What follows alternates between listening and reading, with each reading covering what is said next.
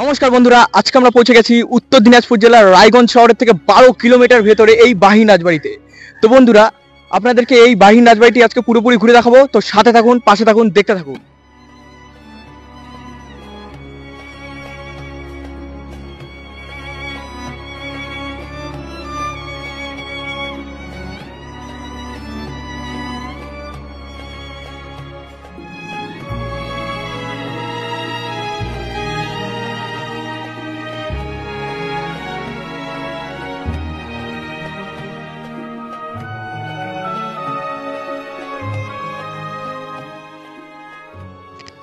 তো বন্ধুরা, সবাই এটাকে রাজবাড়ি বলে ঠিকই, বাহিন রাজবাড়ি বলে ঠিকই, কিন্তু এটা আসলে হচ্ছে জমিদার বাড়ি। তো বন্ধুরা, এই জমিদার বাড়িটি অবস্থিত নাগর নদীর ধারে। তো অবিভক্ত বাংলাদেশের দিনাজপুরের জমিদার রুদ্রপ্রসাদ চৌধুরীর এই বাহিন সহ আশেপাশের কয়েকটি জায়গায় তার জমিদারি ছিল। তো তখনই তিনি এই রাজপ্রাসাদটি তৈরি করেন আর এখানেই বসবাস করতেন। তো তো বন্ধুরা, তোমরা দেখতেই পাচ্ছ এই যে নদীটি, এই নদীর ধারেই গড়ে ওঠে সেই বাহিন রাজবাড়ি।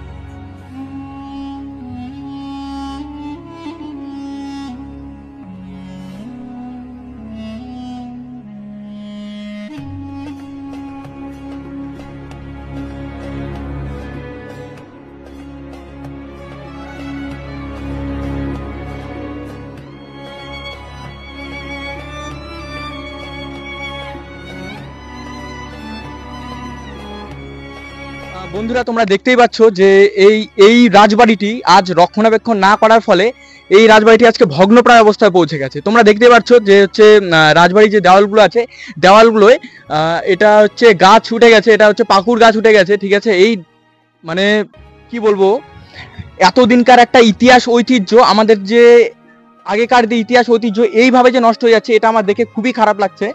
তো তোমাদেরকে ভিতর থেকে দেখানোর চেষ্টা করবো। এই যে তোমরা দেখতে পাচ্ছ, এই যে ইটের যে আগেকার যে প্লাস্টার গুলো করা ছিল সেগুলো আজ খসে পড়েছে, ঠিক আছে, রক্ষণাবেক্ষণ না করার ফলে। তো বন্ধুরা, তোমরা দেখতেই পাচ্ছ যে আগেকার যে ঐতিহাসিক যে কারুকার্যগুলো ছিল, ঠিক আছে, সেই কারুকার্যগুলো এখানে জায়গায় জায়গায় ফুটিয়ে তোলা হয়েছে। ঠিক আছে, তোমরা দেখতে পাচ্ছ উপরের দিকটা একদম পুরো লোহার যে হচ্ছে মানে কি বলবো ওগুলোকে, স্ট্রাকচার তৈরি করে পুরো ছাদটাকে ওর উপরে ইয়ে করা হয়েছিল। আগেকার ছাদগুলো ঠিক হয়তো রড বা এখনকার যেরকম ব্যবহার হয়